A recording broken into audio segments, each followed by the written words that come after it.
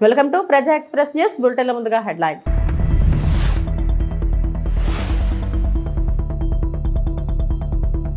ముద్రా యోజన లబ్ధిదారులతో సంభాషించిన ప్రధాని మోడీ.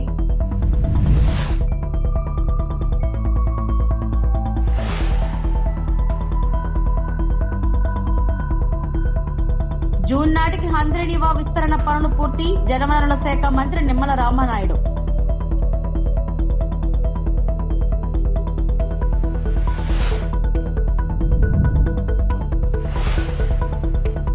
ఏపీలో బీహార్ పరిస్థితులు, వైఎస్ జగన్మోహన్ రెడ్డి.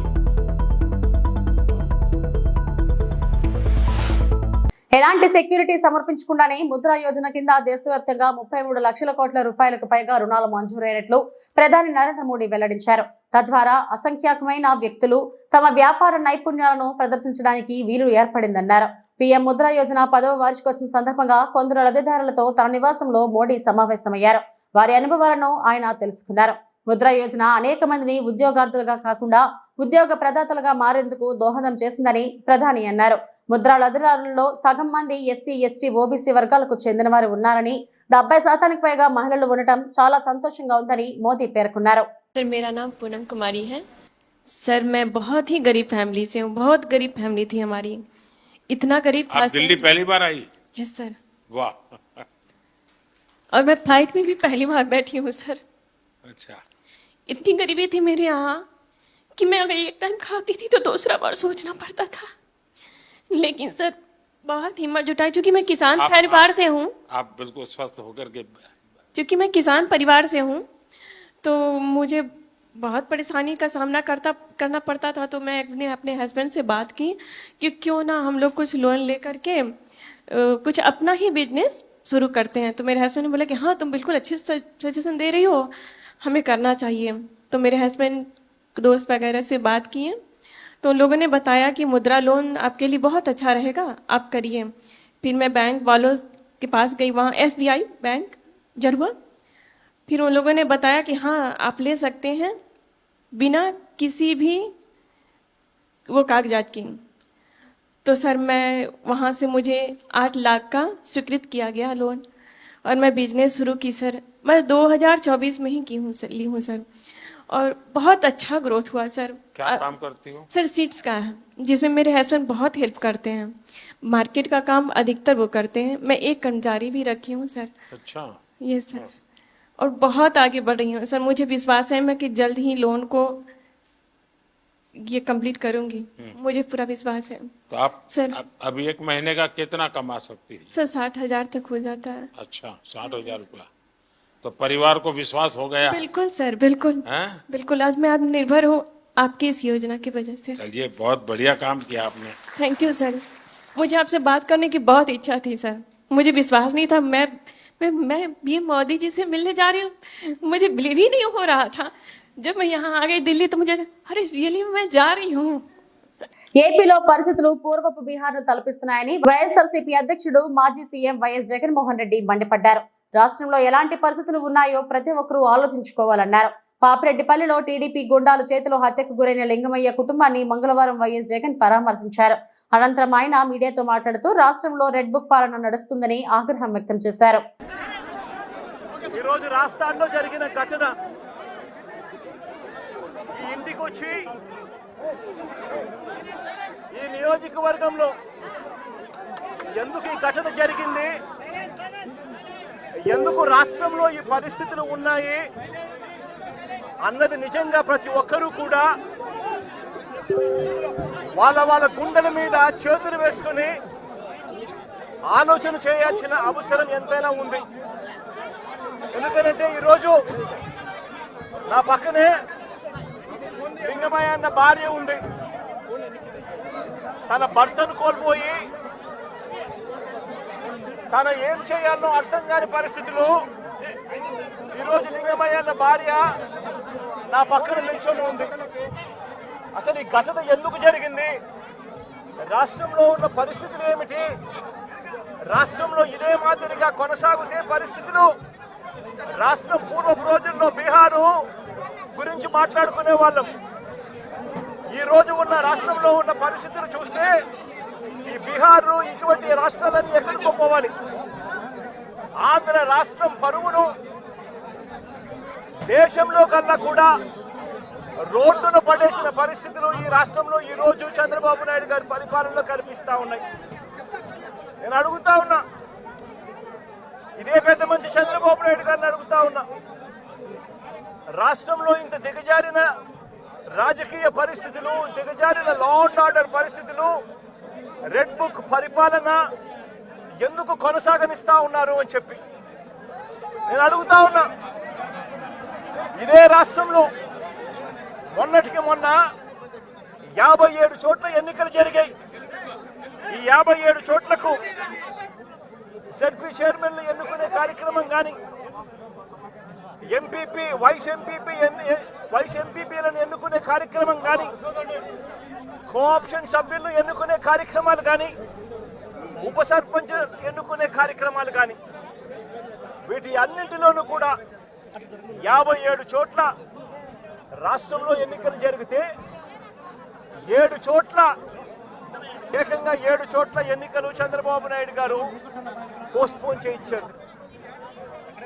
మరో 50 చోట్ల ఎన్నికలు అనివార్య పరిస్థితుల్లో, ఇక జరగక తప్పని పరిస్థితిలో, అంటే చంద్రబాబు నాయుడు గారు ఎంత భయపెట్టినా, ఎంత ప్రలోభాలు పెట్టినా కూడా ఎవరు కూడా లొంగని పరిస్థితి కనిపించిన నేపథ్యంలో ఎన్నికలు జరపక తప్పని పరిస్థితిలో జరపాల్సి వచ్చింది. నేను అడుగుతా ఉన్నా, ఈ 50 చోట్ల ఎన్నికలు జరిగితే ఏకంగా 39 చోట్ల వైఎస్ఆర్సీపీ గెలిచింది.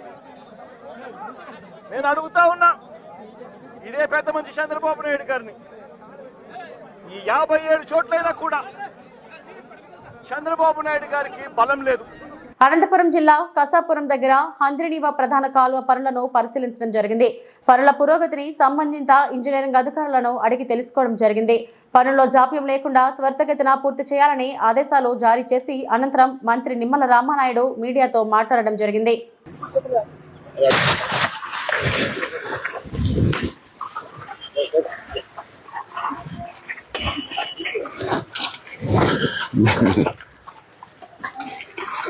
ఇప్పుడు నాగరాజు గారు, మరి ఆంధ్రప్రదేశ్ రాష్ట్రంలో ఏ ప్రాజెక్టుకి ఇవ్వనటువంటి నిధులు హెచ్ఎన్ఎస్ఎస్ కి, అంటే రాయలసీమను దృష్టిలో పెట్టుకుని 3240 కోట్ల రూపాయలు ఒక్క హంద్రీనివాకి ఈ బడ్జెట్ లో ఈ ప్రభుత్వం కేటాయించింది అని అంటే, మరి ఎంత చిత్తశుద్ధితో రాయలసీమ అభివృద్ధి కోసం, సాగునీరు, త్రాగునీరు అందించడం కోసం ఈవేళ చంద్రబాబు నాయుడు గారు కృషి చేస్తున్నారు. అదే ఒక ఉదాహరణ అనే విషయాన్ని సందర్భంగా తెలియజేస్తూ, ఈ పనులను కూడా ఒక టార్గెట్ పెట్టుకుని, ఏదో కాలక్షేపంగా సంవత్సరం, 2 సంవత్సరాలు, 5 సంవత్సరాలు అయిపోయిన తర్వాత మళ్ళీ నెక్స్ట్ వచ్చే ఎన్నికల్లో పూర్తి చేస్తామనేటువంటి మాట కాకుండా, ఏదైతే రేపు జూన్, అంటే 2025 జూన్ 10-15 తారీఖుల కల్లా ఈ 3850 క్యూసిక్ల సామర్థ్యం నీరంతా కూడా మరి ఉండేటువంటి విధంగా మరి పనులన్నీ కూడా పూర్తి చేయాలనేటువంటి ఒక టార్గెట్ ఇచ్చి, ఒక లక్ష్యం ఇచ్చి ఈవేళ మేము పనిచేస్తున్నటువంటి పరిస్థితి.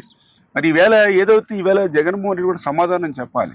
ఎందుకంటే 2014-19లో ఆ రోజు ముచ్చుమరిని కూడా చంద్రబాబు నాయుడు గారి అభివృద్ధి చేసి 3850 క్యూసిక్లు ఏదైతే హెచ్ఎన్ఎస్ఎస్ ప్రవహించడానికి వీలుగా మోటార్లను కూడా ఆ రోజు చంద్రబాబు నాయుడు హయాంలోనే ఏర్పాటు చేస్తున్నారు. అంటే 3850 క్యూసిక్ల సామర్థ్యం అనేటువంటి మోటార్లు ఉన్నా కూడా వాటిని కూడా ఉపయోగించుకునేటువంటి విధంగా ఏదైతే ఈ యొక్క హెచ్ఎన్ఎస్ఎస్ పనులు చేయలేదు అని అంటే, మరి జగన్మోహన్ రెడ్డికి అసలు రాయలసీమలో అడుగు పెట్టేటువంటి హక్కు ఉందా అని చెప్పి అడుగుతూ ఉన్నాం. ఎందుకంటే ఆయన కొత్తగా ఏమీ చేయని అవసరంలా, ఏదైతే గత ప్రభుత్వం తెలుగుదేశంలో ఇచ్చినటువంటి నిధులను ఖర్చు పెట్టి పనులు చేసి ఉండుంటే ఈరోజు ఆ 3850 కాదు, మళ్ళీ రెండో దశకి వెళ్ళి ఉండేవాళ్ళం 6200 దశకి. అంటే ఈవేళ అడుగున కూడా రాయలసీమకి మరి జగన్మోహన్ రెడ్డి అన్యాయం ఏంటనేది కళ్ళకు కట్టినట్లు ఈ యొక్క హెచ్ఎన్ఎస్ఎస్ లోనే కాదు, అటు జిఎన్ఎస్ఎస్ లో కానీ ప్రతి రిజర్వాయర్ లోనూ కూడా మనకి కళ్ళకు కట్టినట్టు కనిపిస్తోంది. ఏది ఏమైనా సరే రాయలసీమకు అత్యంత ప్రాధాన్యతనిస్తూ ఈవేళ ఈ కూటమి ప్రభుత్వం పనిచేస్తూ ఉంది. చంద్రబాబు నాయుడు గారు కూడా ప్రతి వారం కూడా రివ్యూ చేస్తూ ఉన్నారు. త్వరలో ఆయన కూడా హెచ్ఎన్ఎస్ పనుల పరిశీలనకు కూడా ఆయన కూడా రాబోతూ ఉన్నారు వచ్చే వారంలో కూడా అనే విషయాన్ని కూడా మీ ద్వారా కూడా అందరూ. దువ్వాడ పోలీస్ స్టేషన్ లో సౌత్ ఏసీపీ త్రినాథ్ ఆధ్వర్యంలో మీడియా సమావేశాన్ని ఏర్పాటు చేశారు. ఈ సందర్భంగా ఆయన మాట్లాడుతూ ఈ నెల 7వ తారీఖున అగనంపూడి టోల్ ప్లాజా వద్ద వెహికల్ తనిఖీ చేయగా 112 కేజీల గంజాయిని ఆటో తరలిస్తుండగా పట్టుకున్నట్లు తెలిపారు. సంఘటన స్థలంలో ఆటో మరియు పల్సర్ మోటార్ సైకిల్ను స్వాధీనపరుచుకున్నట్లు తెలిపారు. నిందితులు ముగ్గురు జీమాడుగులకు చెందినవారుగా గుర్తించారు. నిందితులు తుమ్మిడి హనుమాన్, భూషణ్ బాల్ దినకర్ మైనర్ బాలికలను అదుపులోకి తీసుకున్నట్లు వెల్లడించారు. సమావేశంలో స్టేషన్ సిఐ మల్లేశ్వరరావు తదితరులు పాల్గొన్నారు. మన రాష్ట్ర ప్రభుత్వం ప్రతిష్టాత్మకంగా ఈ ఆంధ్రప్రదేశ్లో గంజాయి నిర్మూలించాలనే ఒక దృఢ సంకల్పంతో దానిలో భాగంగా respected DGP sir and CP గారు ఉత్తర్వుల మేరకు నిన్న దువ్వాడ సిఐ గారు అలాగే టాస్క్ ఫోర్స్ వారికి వచ్చిన సమాచారం మేరకు టోల్ ప్లాజా దగ్గర వెహికల్ చెకింగ్ నిర్వహించడం జరిగింది. దానిలో భాగంగా ఒక ముగ్గురు వ్యక్తులు కిముడు హనుమాన్, బోసరి పాల్ దినకర్, ఒక మైనర్ బాలిక ఒక గంజాయి తీసుకొని వస్తుంటే వారి వద్ద నుండి 112 కేజీలు గంజాయి, ఒక పల్సర్ బైకు, 2 మొబైల్స్ సీజ్ చేయడం జరిగింది. ఈ గంజాయి ఎక్కడిదని ఎంక్వైరీ చేయగా అఖిల్ అనే వ్యక్తి జీమాడుగు నుండి తీసుకొచ్చి వాళ్ళకి అమ్మినట్టు చెప్తున్నారు. అయితే ఈ గంజాయిని బెంగళూరు తీసుకెళ్లాలనే ఆలోచనతో వాళ్ళు తీసుకెళ్తుంటే మార్గ మధ్యంలో మనకు సమాచారంతో ఇది పట్టుకోవడం జరిగింది. ఇంకా దీని తాలూగా మూలాలు ఎక్కడెక్కడ ఉన్నాయనేది కూడా ఎంక్వైరీలో జరిగింది. వీళ్ళు ప్రీవియస్ కేసెస్ ఉన్నాయో లేవనేది ఎంక్వైరీ చేయడం జరిగింది. దాంట్లో CCTVs అదర్ సిస్టమ్స్లో వెరిఫై చేస్తే వీళ్ళకి మొదటిసారి కేసు, ఇంతకుముందు కేసులు లేవు. ఇదే తొలి కేసు. దీని కాస్ట్ సుమారు 4 లక్షల నుండి 4.5 లక్షల వరకు దీని విలువ ఉంటుందని తెలుస్తుంది మనకు. 112 కేజీలు ఆటోలో తీసుకొస్తుంటే పట్టుకోవడం జరిగింది. ఆటోను కూడా సీజ్ చేయడం జరిగింది. ఒక పల్సర్ బైక్ కూడా ఫాలో అవుతుంటే పల్సర్ బైక్ను కూడా పట్టుకోవడం జరిగింది. వాళ్ళ దగ్గర నుండి 2 మొబైల్స్ కూడా సీజ్ చేయడం జరిగింది. అనకాపల్లి జిల్లా బుచ్చేపేట మండలం విజయరామరాజుపేట సమీపంలోని వాహనాలు తనిఖీ చేస్తుండగా అనుమానాస్పదంగా ఉన్న ముగ్గురు వ్యక్తుల్ని అదుపులోకి తీసుకుని పోలీసులు విచారణ చేశారు. విజయరామరాజుపేట గ్రామానికి చెందిన ఈ ముగ్గురు వ్యక్తులు వివిధ ప్రాంతాల్లో 9 బైకులు దొంగతనం చేసినట్లుగా పోలీసులు ఎదుట ఒప్పుకున్నారు. దీంతో బుచ్చేపేట పోలీసులు లోతైన విచారణ జరిపి 9 బైకులను స్వాధీనం చేసుకున్నారు. బైక్ దొంగతనాలకు పాల్పడిన వేగి వెంకటేశ్, పెంటకోట చిరంజీవి, భీమర్శెట్టి నాణ్యలను అరెస్టు చేశామని Anakapalli DSP Sravani press meet లో తెలిపారు.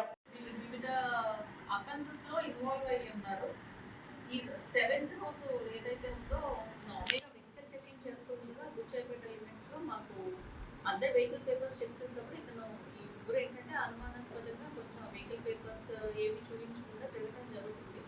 సో దాంతో మాకు డౌట్ వచ్చి వాళ్ళ స్టేషన్స్ తీసుకొచ్చి ఇంట్రోగేట్ చేయడం జరిగింది. అప్పుడు వీళ్ళ ముగ్గురు ఎవరైతే వేగి వెంకటేష్, పెంటకోట చిరంజీవి అండ్ భీమశెట్టి నాని, వీళ్ళు ముగ్గురు ఒక బైక్ అఫెండర్స్గా మేము తీర్మానించడం జరిగింది. దాన్ని బేస్ చేసుకుని వీళ్ళు ఇంట్రోగేట్ చేయంగా వీళ్ళు ఒక 9 బైక్స్ రికవరీ ఇవ్వడం జరిగింది. వీళ్ళు జస్ట్ బుచ్చేపేట లిమిట్స్లోనే కాదు బట్ వివిధ ప్రాంతాల్లో ఇలాగే సిమిలర్ అఫెన్సెస్ చేసి బైక్ థెఫ్ట్స్ చేశారు. సో బుచ్చేపేటలో ఒక బైక్, చోడవరం ఒకటి, అనకాపల్లి టౌన్ ఒకటి, మల్కాపురం పిఎస్కి ఒక 3 బైక్స్, దుబాడ పిఎస్ ఒక బైక్, కంచరపాలెం ఒక bike and 4 town PS Visakhapatnam ఒక బైక్. టోటల్ 9 బైక్స్ వీళ్ళ కన్ఫెషన్ ద్వారా రికవర్ చేయడం జరిగింది. అది ఏదైతే ఉందో ఆ రెస్పెక్టివ్ పోలీస్ స్టేషన్స్కి పంపిస్తాం.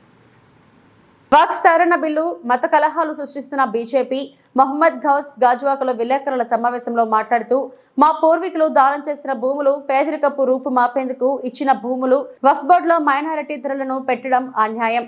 రాష్ట్రం, కేంద్రం అభివృద్ధి చెందేలా కృషి చేయకుండా మత రాజకీయాలు చేస్తున్న ప్రభుత్వం ముస్లింలకు అన్యాయం చేయాలని చూస్తే ఉద్యమం తప్పదు. కూటమి ప్రభుత్వం ముస్లింలను ఇబ్బంది పెడుతుంది. వక్ఫ్ బోర్డు అంటే తాత ముత్తాతలు మాకిచ్చిన భూములు. మాజీ ప్రధాని పివి నరసింహరావు వక్ఫ్ బోర్డు భూములు పూర్తి స్థాయిలో ముస్లింలకు చెందినవే అని ట్రిబ్యునల్ ఇచ్చారు. ఎట్టి పరిస్థితుల్లో చట్ట సవరణకు ఒప్పుకోము. దేశాన్ని ముక్కలు చేయడానికి చేస్తున్న కూటమి ప్రభుత్వం ఇప్పటికైనా చంద్రబాబు నాయుడు, పవన్ కళ్యాణ్ కేంద్రం పెట్టిన బిల్లుకు మద్దతు ఉపసంహరించుకోవాలి. కార్యక్రమంలో దుబాయ్ బాయ్, సఫీభాయ్, నజీర్, సర్దార్ ఖాన్, సాహిద్ తదితరులు పాల్గొన్నారు. కాలాధన్ కాలాధన్ కాలాధన్ అంటే నల్లధనం తీసుకొచ్చి పేద ప్రజల్ని వాళ్ళని ఫైనాన్షియల్గా స్ట్రెంథన్ చేస్తారనేసి నమ్మి ప్రజలందరూ ఓటేస్తే బీజేపీ ప్రభుత్వం ఏం చేస్తుందంటే ఆ మసీదులో గుడి ఉంది, ఈ మసీదులో గుడి ఉంది, ఆ ఖబరస్థాన్లో మాదుంది ల్యాండ్ అనేసి మాకు మత విద్వేషాలు రెచ్చగొట్టడమే కానీ వాళ్ళు పరిపాలన ఎక్కడ చేయట్లేదు. నాతో తిరిగే వాళ్ళందరూ నా ఫ్రెండ్స్ అందరూ హిందువులే, మేము 24 గంటలు కలిసిమెలిసి ఉంటాం. కానీ బీజేపీ ప్రభుత్వం ఏం చేస్తుందంటే ఓట్ల గురించి ప్రజల్ని పక్కదారి పట్టించడానికి మా పూర్వీకులు ఎంతో కష్టపడి స్వతంత్రం టైంలో కూడా మా పూర్వీకులు ఎంతోమంది మరణించారు. వాళ్ళు అల్లాకి వక్ఫ్ దానం చేశారు. ఈ ల్యాండ్ దగ్గర మన భారతదేశంలో 9,40,000 ఎకరాలు దానం చేసి ఉన్నారు. మన ఆంధ్రప్రదేశ్లో దగ్గర సుమారు 80,000 ఎకరాలు దానం చేశారు. దేని గురించి దానం చేశారు? మా మసీదులు డెవలప్ చేయడానికి, మా మద్రసాలు డెవలప్ చేయడానికి, మా ఖబరస్థానం డెవలప్ చేయడానికి, మా పేద ప్రజల సంక్షేమానికి వాళ్ళు దానం చేస్తే దాని మీద మీరు పెత్తనం చేసి దాని మీద మీరు కూడా ముస్లిమేతలను కూడా దాంట్లో పోస్టులు పెట్టాలి అని చెప్పి తీసుకొస్తుంటే ఎంత దురదృష్టకరం ఇది. అందరూ గమనిస్తున్నారు. మీకు అధికారం ఇచ్చింది దేని గురించి అధికారం ఇచ్చారు? బాగా పరిపాలిస్తారు, పేదోడిని పైకి తీసుకొస్తారు, ఉద్యోగాలు ఇస్తారు, మన ఇండియాని డెవలప్ చేస్తారు. జీడిపి రేట్ ఎంత దారుణంగా ఉండేది. గత ప్రభుత్వం కాంగ్రెస్ ప్రభుత్వం ఎంత ఉంది, ఇప్పుడు జీడిపి రేట్ ఎంత ఉంది. ప్రతిదీ గొడవలు పెట్టడమే, మత విద్వేషాలు రెచ్చగొట్టడమే కానీ దాన్ని చూసి రాజకీయంగా లబ్ధి పొందడానికి చూస్తున్నారు. కానీ అందరినీ కలుపుదాం, బ్రిటిష్ పరిపాలన ఎలా చేశారో అదే పరిపాలన ఇక్కడ చేస్తున్నారు మీరు. ఆర్ఎస్ఎస్ ఎలా చెప్తే అలా వెంటనే కానీ ఇది తప్పు, మనం డెవలప్ చేయాలి, మన కంట్రీ అమెరికాతో ధీటుగా చైనాతో ధీటుగా మనం ఫైట్ చేయాలని లేదు. కానీ మనలో మనకు గొడవలు పెట్టడానికి, మనలో మనకి ఇలాగ చేయడానికి కానీ వేరే విధంగా ఏమీ లేదు. ఇప్పుడు చైనా మన భూభాగం ఎంతో ఆక్రమించింది, గ్రామాలు కడుతోంది. దాని గురించి ఆలోచించండి మీరు. దేశంని యువత ఎలాగున్నారు, ఉద్యోగాలు లేక ఎంత దారిద్ర్య రేఖలు ఉన్నారు, అది ఆలోచించండి మీరు. ఎప్పుడు ఈ బిల్లులు గురించి ఒకరిని పడకుండా బ్రిటిష్ పరిపాలన ఎలాగుందో సేమ్ అలాగే ఉంది బ్రిటిష్ పరిపాలన. అప్పుడు మన బీజేపీ కానీ ఆర్ఎస్ఎస్ కానీ ఎక్కడున్నారు ఫైట్ చేశారు? ఎవరన్నా మీద ఒకళ్ళన్నా స్వాతంత్రం నుంచి ఫైట్ చేశారా? మొత్తం మనోళ్ళు అందరూ గాంధీ కుటుంబం దగ్గర నుండి ముస్లిమ్స్ కుటుంబాలు ఎంతోమంది బలిదానం అయ్యారు దానికి, ఆ ఫైటింగ్లో. మీరు ఏం చేస్తున్నారో మాకు అర్థం అవ్వట్లేదు. మీ పరిపాలన చూస్తుంటే మాకే భయం వేస్తుంది. గతంలో మన కూటమి ప్రభుత్వం చంద్రబాబు నాయుడు గారు మన ముస్లిమ్స్ని కరివేపాలాగా చూస్తున్నారు. కానీ వాళ్ళని కూడా మనము తీసుకొచ్చి వాళ్ళని మాట ఇచ్చారు. మీరు ఎలక్షన్ కంటే ముందు మీరు ముస్లిమేతరులు ఈ బిల్లులో ఉండరనేసి మీరు దగ్గర 10 మీటింగ్లో చెప్పారు. కానీ ఈరోజు ఏమైంది? మీరు వాళ్ళకి సపోర్ట్ చేశారు. 10 నెలల కాలంలో గ్రోత్ రేట్ భారీగా పెరిగిందని చెబుతున్న చంద్రబాబు ఏడాదిలోపే ఇన్ని అప్పులు ఎందుకు చేసినట్టు? మెడికల్ కాలేజీలు ఎందుకు అమ్మేసినట్టు? హార్బర్, పోర్ట్లు ఎందుకు అమ్మేస్తున్నాడు? రోడ్లు, ఇరిగేషన్ ప్రాజెక్ట్స్ ఎందుకు ప్రైవేటైజ్ చేస్తున్నాడు? సూపర్ 6 ఎందుకు అమలు చేయడం లేదు? వీటి గురించి జర్నలిస్టులు ప్రశ్నించాలి అని మంత్రి సీది అప్పలరాజు పేర్కొన్నారు. చరిత్రలోనే అత్యధికంగా అప్పులు చేసినటువంటి సంవత్సరం 24-25 కదా. 1 ఇయర్లోనే 1,50,000 కోట్ల పైబడి అప్పులు చేసినటువంటి ఘనత 24-25 చంద్రబాబు గారు అయ్యారు. మరి ఇంత గ్రోత్ రేట్ ఉంటే మరి ఇన్ని అప్పులు ఎందుకు చేయాలబ్బా? నాకు అర్థమవుదు. నాకు అసలు బుర్ర పని చేయట్లేదు ఉదయం నుండి కూడా. ఇన్ని అప్పులు ఉంటే, ఇంత గ్రోత్ రేట్ ఉంటే మరి సూపర్ 6 పథకాలు ఎందుకు మీరు ఇంప్లిమెంట్ చేయలేకపోతా ఉన్నారు? ఇంత బ్రహ్మాండమైన గ్రోత్ రేట్ ఉంటే మీరు ఎందుకు వీటన్నింటినీ కూడా అమ్మేస్తున్నారు? మీరు మా దగ్గర డబ్బులు లేవు, మేము మెడికల్ కాలేజీలు అమ్మేస్తాం అంటున్నారు. ఇది డబ్బులు ఉన్నాయి కదా, గ్రోత్ రేట్ బాగుంది, జిఎస్డిపి పెరిగింది, బ్రహ్మాండంగా ఉన్నప్పుడు why should you sell the medical colleges? Why should you sell the harbours? Why should you sell the ports? Why should you privatise the roads? Why should you privatise the even irrigation projects? Sir shame అని. ఇంత growth rate ఉంటే ఎందుకు privatise చేయాలి వీటన్నిటిని కూడా? I don't understand. మీరు ఇచ్చే స్టేట్మెంట్లకి జరిగినటువంటి వాస్తవానికి ఎక్కడైనా పొంతనున్నదా? మళ్ళీ మీరే రాస్తారు తగ్గిన జిఎస్టీ వసూళ్ళు అంటారు, తగ్గిన రిజిస్ట్రేషన్ ఆదాయం అంటారు. రిజిస్ట్రేషన్ ఆదాయం లేదని రకరకాల మోడల్స్ ఏవో మార్చారు మీరు. రిజిస్ట్రేషన్ జరగట్లేదని what is that real estate చట్టంలో ఏవో మార్పులు చేశారు. ప్లాన్ అప్రూవల్స్ సంబంధించి మున్సిపల్ చట్టంలో మార్పులు చేశారు. అన్నీ చేశారు. ఏవి పెరగడం లేదని మళ్ళీ మీరే చెప్తున్నారు. ఆదాయం లేదు, ఆదాయం రావడం లేదని మీరే చెప్తున్నారు. అప్పులు చూస్తేనేమో బడ్జెట్లో విదిన్ ది బడ్జెట్ 1,04,455 కోట్లు అప్పు చేశారు. బడ్జెట్ బయట అంటే కార్పొరేషన్ ద్వారానేమో సుమారుగా 19,400 కోట్లు అప్పు చేశారు. ఒక అమరావతి కోసం 31,000 కోట్లు అప్పు చేసినారు. 60 కోట్లు పైబడి 60,000 కోట్ల పైబడి టెండర్లు పిలిచి ఇంకో 30,000 కోట్లు అప్పులు తీసుకున్నారని అని చెప్పి మళ్ళీ గైడ్ లైన్స్ ఇచ్చినారు మొన్న 3 రోజుల క్రితం. ఉదయం లేచినప్పటి నుంచి రాత్రి పడుకునే వరకు అప్పు అప్పు అప్పు అప్పు అప్పు, ఎక్కడ అప్పు జరుగుతుంది, ఎలా అప్పు జరుగుతుంది, ఎలా తేవాలని చెప్పి అప్పులు తెచ్చుకోవడం. అప్పు తెచ్చిన వెంటనే జగన్మోహన్ రెడ్డి గారి వల్ల రాష్ట్రం మెలుగైపోయింది. అప్పులు తెచ్చుకోలేనటువంటి స్థితికి వచ్చామని మీరే చెప్తారు. అప్పులు తెచ్చుకోలేని స్థితికి వచ్చేస్తే మీకు ఇన్ని అప్పులు మీకు ఎలా వచ్చాయి కూడా మీరు చెప్పమని అడుగుతున్నారు. మళ్ళీ మీరే బ్రహ్మాండమైన గ్రోత్ రేటు, జిఎస్డిపి పెరిగిపోయింది, దేశంలోనే మన 2వ స్థానం అంటారు. ఇంత బాగున్నప్పుడు ఎందుకు మీరు అప్పులు చేయాలా, ఎందుకు స్కీమ్లు ఇంప్లిమెంట్ చేయరు, ఎందుకు మీరు అమ్మేస్తున్నారు అన్నింటి కూడా ఎవరు సమాధానం చెప్పారు. టీచర్ వేధింపులు భరించలేక చేయి కోసుకొని ఆత్మహత్యాయత్నం చేసిన 9వ తరగతి విద్యార్థిని యామిని స్టడీ అవర్స్ కు లేటుగా వచ్చిందని 3 గంటల పాటు నిలబెట్టిన ఇంగ్లీష్ టీచర్ కళ్యాణి, వాటర్ తాగనీయకుండా బాత్రూమ్ కూడా వెళ్ళనీయకుండా పనిష్మెంట్ ఇచ్చిన టీచర్ కళ్యాణి, మనస్తాపానికి గురై చేయి కోసుకున్నానంటున్న స్టూడెంట్ యామిని, విద్యార్థిని వేధించిన టీచర్పై చర్యలు తీసుకోవాలంటున్న విద్యార్థి తల్లిదండ్రులు, విద్యా సంఘాలు ఘటనపై విచారణ చేపట్టిన ఎంఈఓ. పనికి నాకు అవసరం లేదు, చెప్పినా కూడా మేడం వింటలేదు. నేను అప్పటికి ఇంకా వదిలేతాంలే మేడం, ఇంకా అడ్జస్ట్ చేసుకొని ఉంటుంది, అర్థం చేసుకుంటాను అనుకున్నా. అర్థం చేసుకోలేదు మేడం. ఇప్పటికీ ఇంకా దాన్ని ఇంకా పెద్దగా చేసి ఇష్యూ చేసి నన్ను ఇట్లా ఇబ్బంది పెడుతుంది. ఇంకా పేరెంట్స్ చెప్తామంటే వాళ్ళు ఉన్న ప్రాబ్లమ్స్ ఇంకా నాకు అర్థం కాదు.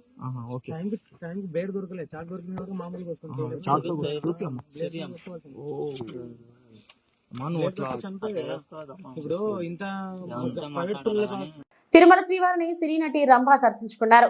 మంగళవారం విఐపి ప్రారంభ విరామ దర్శన సమయంలో ఆమె తన భర్తతో కలిసి స్వామివారి సేవలో పాల్గొన్నారు. టీటీడీ అధికారులు వీరికి స్వాగతం పలికి దర్శన ఏర్పాట్లు చేశారు. రంగనాయకుల మండపంలో పండితులు వీరికి ఆశీర్వచనం చేసి స్వామివారి తీర్థ ప్రసాదాలను అందజేశారు. మీడియాతో మాట్లాడిన రంభ తమ 15వ వివాహ వార్షికోత్సవం సందర్భంగా తిరుమలకు వచ్చినట్టు తెలిపారు. Thank you. అదో 15 ఏళ్ళు అయింది కదండి, సో మేము వాళ్ళ దర్శించుకోవాలి స్వామివారిని అని వచ్చాము.